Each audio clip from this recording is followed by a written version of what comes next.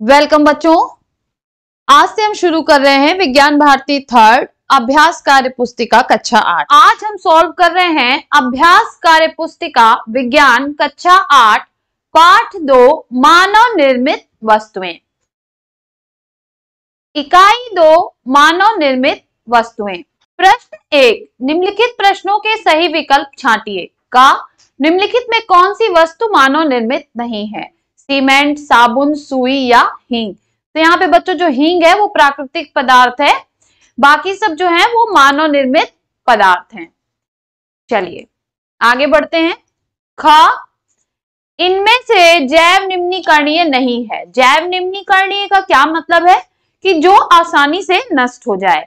तो नींबू का बीज, सूती कपड़ा, भेड़ के बाल या एल्युमिनियम फॉयल। तो ये जो एल्युमिनियम फॉयल है बच्चों, इसको नष्ट होने में बहुत टाइम लगता है, तो ये जो है हमारा जैव निम्नीकरणीय नहीं है,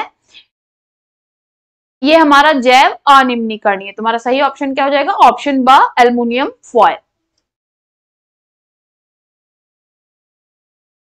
नेक्स्ट देखिए, ग, इनमें से प्लास्टिक का एक दोष है। क्या? यह सस्ता है, या अधिक समय तक चलता है, या जैव अनिम्नीकरणीय है, या लचीला होता है। तो यह जैव अनिम्नीकरणीय मतलब बहुत टाइम में नष्ट होता है।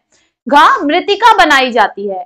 मृतिका यानी जो बच्चे मिट्टी से बने हुए पके हुए बर्तन मिलते हैं उन्हें मृतिका कहा जाता है। तो ये किससे बनाई जाती है? चिकनी मिट्टी से। ऑप्शन आ जो है ये हमारा सही हो जाएगा। चलिए नेक्स्ट क्वेश्चन है प्रश्न 2, माँ ने अथर्व से हाट या बाजार से निम्नलिखित वस्तुएं मंगाई। सुई, फूल, नमक, मोजा, टमाटर, साबुन, हल्दी, कंघी, हरी मिर्च तथा केला। उपरोक्त वस्तुओं को मानव निर्मित तथा प्रकृति निर्मित वस्तुओं में छांटिए तथा लिखिए। तो इसमें से मानव निर्मित कौन कौन है? सुई, नमक, मोजा, साबुन और कंघी। जबकि प्रकृति निर्मित कौन है? फूल, टमाटर, हल्दी, हरी मिर्च और केला। प्रश्न 3, निम्नलिखित मानव निर्मित वस्तुएं किन क्षेत्रों से संबंधित हैं? ईंट, तो ये भवन निर्माण से संबंधित है। कपास, वस्त्र उद्योग से। खुरपी, कृषि से।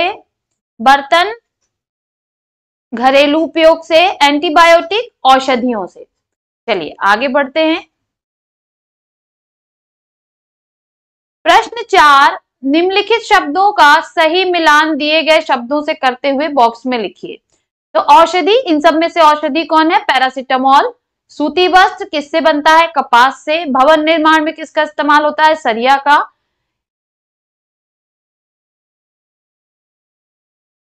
कृषि कार्य, थ्रेसर का इस्तेमाल होता है। घरेलू कार्य, भोजन पकाना। संश्लेषित रेशा कौन है? पॉलिएस्टर।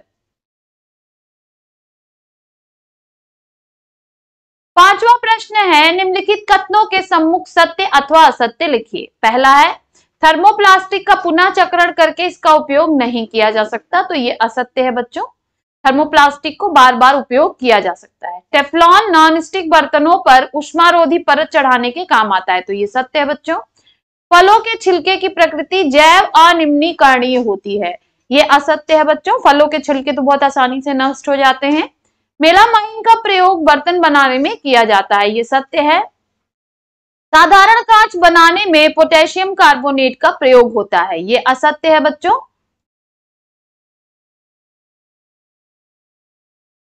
नेक्स्ट कह रहा है प्रश्न 6, निम्नलिखित गद्यांश को दिए गए शब्दों की सहायता से पूर्ण कीजिए। जहरीली, बीमार, मच्छर, फंस, हानिकारक, मुश्किल, मलेरिया, कपड़े का थैला, कम से कम, प्रदूषित और पुनः चक्रण। तो हम भर लेते हैं। प्लास्टिक का अंधाधुंध प्रयोग हानिकारक है, यहाँ पे आप भरे हानिकारक। यह मुश्किल से सड़ता गलता है। यह नालियों और सीवर लाइन में फंस जाता है।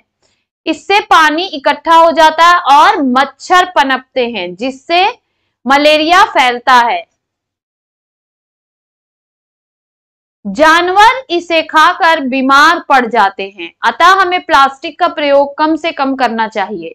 बाजार जाते समय कपड़े का थैला लेकर जाना चाहिए। प्लास्टिक को जलाने से जहरीली गैस निकलती है, जिससे वायु प्रदूषित होता है। प्लास्टिक का पुनः चक्रण पर्यावरण के हित में है। मतलब हमको प्लास्टिक को बार बार इस्तेमाल करना चाहिए, ये पर्यावरण के हित में है। नेक्स्ट कह रहा है प्रश्न 7, निम्नलिखित का उत्तर एक शब्द में दीजिए। का जो पदार्थ सूक्ष्म जीव की क्रिया से आसानी से अपघटित हो जाते हैं क्या कहलाते हैं? तो वो कहलाते हैं जैव निम्नीकरणीय।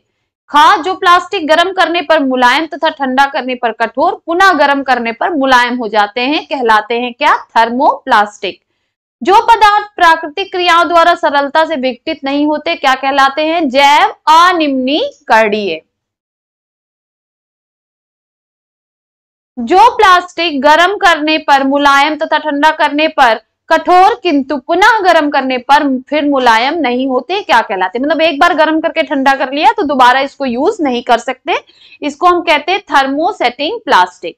नेक्स्ट है potassium carbonate, sodium carbonate, boric acid तथा सिलिका के मिश्रण से प्राप्त कांच क्या कहलाता है? तो यह कहलाता है फ्लिंट कांच। प्रश्न नंबर 8 है, निम्नलिखित प्रश्नों के उत्तर दीजिए। साधारण कांच किन पदार्थों से मिलकर बनाया जाता है? तो सोडियम कार्बोनेट, चूना पत्थर और सिलिका। मृतिका किसे कहते हैं? चिकनी मिट्टी से पकाकर बनाए गए बर्तनों को मृतिका कहते हैं। प्रायः औषधि साबुन में क्या क्या मिलाया जाता है? तो इसमें मिलाया जाता है उच्च वसीय अम्ल, गंधक और नीम का तेल। अपमार्जक से क्या लाभ है? ये कठोर जल के साथ भी झाग देते हैं। थर्मोप्लास्टिक के दो उदाहरण लिखिए। तो थर्मोप्लास्टिक का उदाहरण है पॉलीथीन और पीवीसी। इनको हम बार बार गर्म करके इस्तेमाल कर सकते हैं बच्चों। नेक्स्ट देखिए 9 प्रश्न है, स्तंभ का तथा स्तंभ खा को सुमेलित कीजिए। टेफ्लॉन, टेफ्लॉन से क्या बनता है बच्चों? पॉलीटेट्रा फ्लोरोइथाइलिन इसका नाम है। स्टाइरीन से क्या बनता है? थर्माकोल। उच्च ताप पर क्ले को क्या कहते हैं? मृतिका। सिल्वर आयोडाइड किसमें पड़ता है? फोटोक्रोमिक कांच में। डिटर्जेंट किसका कार्य करता है? अपमार्जक का। नेक्स्ट कह रहा है कारण बताइए। फोटोक्रोमिक कांच क्यों धूप में रंगीन तथा छाया में जाने पर अपनी पूर्व स्थिति में आ जाते हैं? होता क्या बच्चों? फोटोक्रोमिक कांच में सिल्वर आयोडाइड होता है जो धूप में विघटित होकर सिल्वर और आयोडाइड बनाता है। देखिए ये आपका सिल्वर आयोडाइड होता है। जब ये धूप में जाता है, ये प्रक्रिया जो है परिवर्तनशील होती है, इधर भी जाती है और इधर भी, तो ये बन जाता है Ag+I। अब ये क्या करता है? यहाँ पे ये कलर दे देता है आपको, ठीक है। यही चश्मे को रंगीन बनाता है। छाया में ये दोनों, अब जब छाया में आएगा तो वापस इधर घूम जाएगा। ये दोनों पुनः संयोग करके सिल्वर आयोडाइड बना देते हैं। खा अपमार्जक के प्रयोग से कपड़े अधिक साफ क्यों धुलते हैं? अपमार्जक जल के पृष्ठ तनाव को कम कर देते हैं, अतः इनका घोल कपड़ों को ज्यादा गीला करता है और झाग के साथ गंदगी सरलता से छूट जाती है और कपड़े अधिक साफ धुलते हैं।